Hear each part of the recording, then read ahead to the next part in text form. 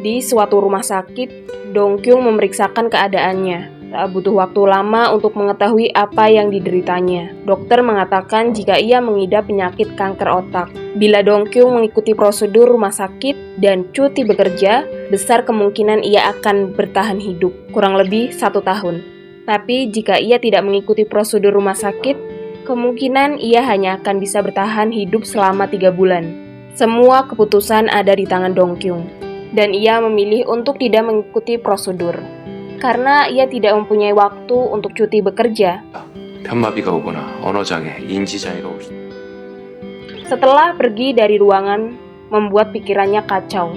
Ia masih tidak percaya dengan penyakit yang dideritanya. Penyakit tersebut membuatnya kehilangan fokus, sehingga tidak sengaja menabrak seorang pria tampan yang mengenakan pakaian dokter. Dong Kyung memandangi wajah tampan sang pria, hingga membuat pria tersebut merasa terlalu percaya diri. 잘생긴 거 아는데 바빠서. Kemudian mereka berdua meninggalkan satu sama lain. Pria tampan tersebut pergi ke UGD dan terlihat sedang menunggu seseorang datang.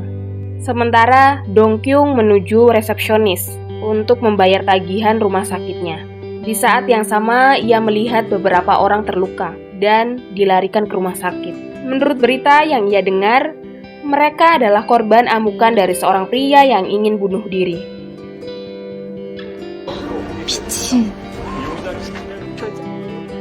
Kini penantian pria tampan di UGD telah usai, karena seseorang yang dinanti telah tiba. Orang tersebut yang tidak lain adalah pria yang hendak bunuh diri.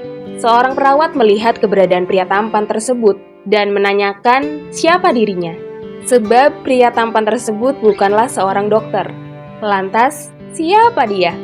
Tidak ingin sang perawat mengetahui jati dirinya, ia segera menggunakan sihirnya agar perawat wanita tersebut mau menuruti semua permintaannya. Pria tampan tersebut menyuruh perawat wanita untuk menutup tirai dan memberitahu polisi untuk pergi dari sana. Kemudian ia masuk dan mengatakan kepada pria di brangkar yang sedang sekarat dan ingin mati bahwa ia nantinya akan mengalami kehancuran, tetapi ini belumnya. Saat ini kehancurannya adalah kehidupannya. Jika sudah waktunya tiba, pria tampan tersebut akan datang dengan sendirinya untuk memberikan kehancuran pada dirinya.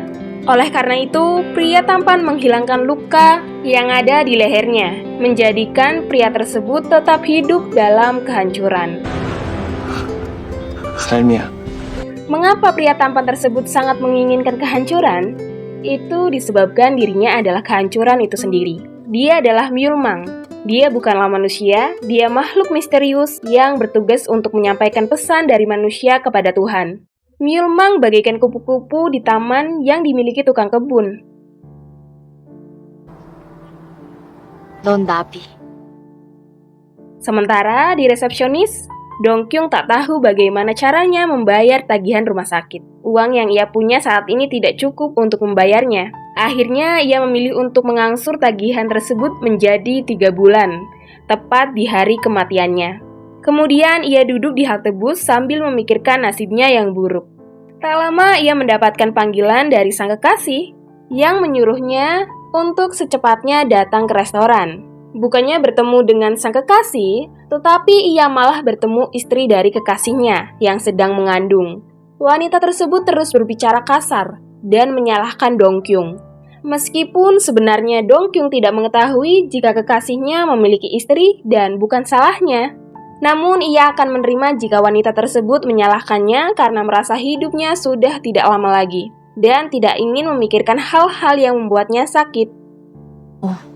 그 새끼랑 오래오래 행복하게 사세요. Saat itu juga kabar Dong Kyung yang menjadi selingkuhan telah menyebar luas. Atasannya di kantor juga mengetahuinya. Akan tetapi ia membantah semuanya yang terjadi.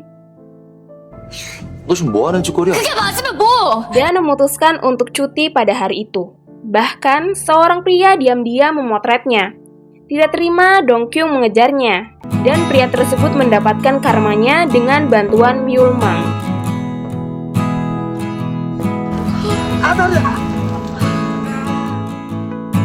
Tidak sampai di situ, kekesalannya terus berlanjut.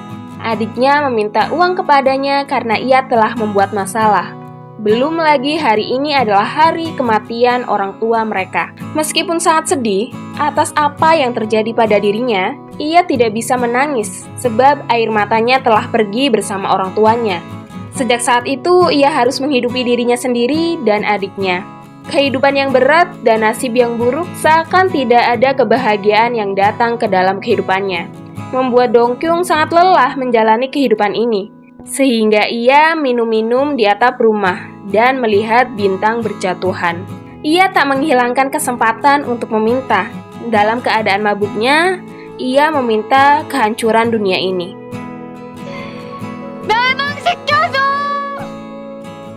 Myulmang yang sedang minum mendengar permintaan semua manusia termasuk permintaan Dongkyung.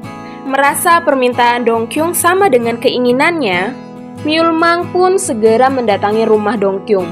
Myulmang mengelabui Dongkyung dengan pemandangan-pemandangan indah yang dilihatnya agar Dongkyung membukakan pintu untuknya. Myulmang memberikan tawaran perjanjian penghancuran dunia kepada Dongkyung. Sebab jika manusia yang meminta, Tuhan akan mengabulkannya. Tapi jika Myulmang sendiri yang meminta penghancuran dunia seperti yang diinginkannya kepada Tuhan, jelas tidak akan dipenuhi oleh Tuhan. Karena Tuhan hanya akan memenuhi keinginan manusia. Myulmang membuat Dongkyung merasa aneh dan ketakutan dengan berbagai tindakannya. Seperti memakan kek peringatan kematian orang tuanya dan memberitahu Dongkyung bahwa ia akan meninggal dalam 100 hari. Dongkyung merasa bingung bagaimana Myulmang bisa tahu hal tersebut. Sehingga ia menganggap semuanya hanya halusinasi akibat rasa sakit yang dialaminya. 내 생일은 아직 안 끝났으니까. Ketika Myulmang masuk ke dalam mimpi Dongkyung tanpa seizinnya, membuat Dongkyung semakin merasa terganggu. Myulmang menawarkan upaya untuk membuktikan bahwa ia adalah kehancuran dan bertanggung jawab atas kematian manusia serta mendengarkan keinginan manusia.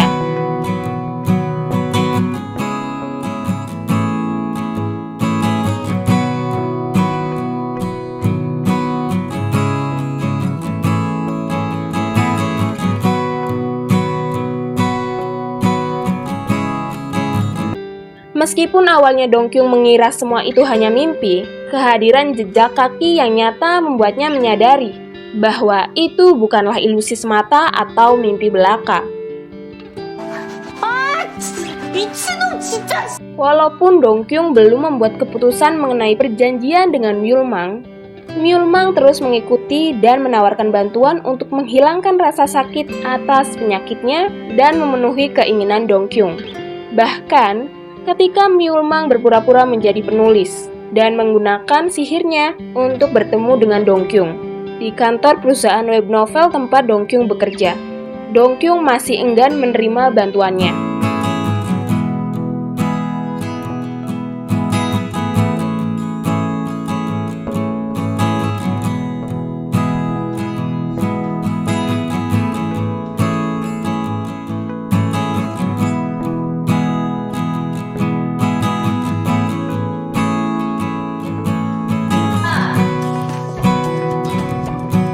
Di dalam bus, Dongkyung tetap menolak tawaran Myulmang meskipun situasinya ramai dan membuatnya ingin agar semua orang menghilang.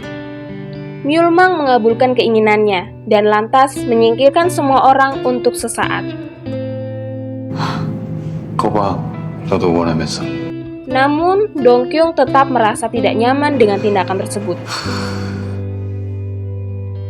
Di penyeberangan jalan, Dongkyung hampir saja ditabrak oleh truk yang tidak melihatnya. Tetapi, berkat keberadaan Myulmang, kecelakaan itu berhasil dihindari. Myulmang mampu menghentikan waktu dan menghalangi truk agar tidak menabrak Dongkyung.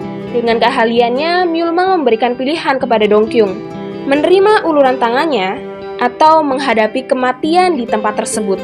Akhirnya, Dongkyung memilih untuk menerima uluran tangan Myulmang sebagai jalan keluar dari situasi yang mengancam nyawanya.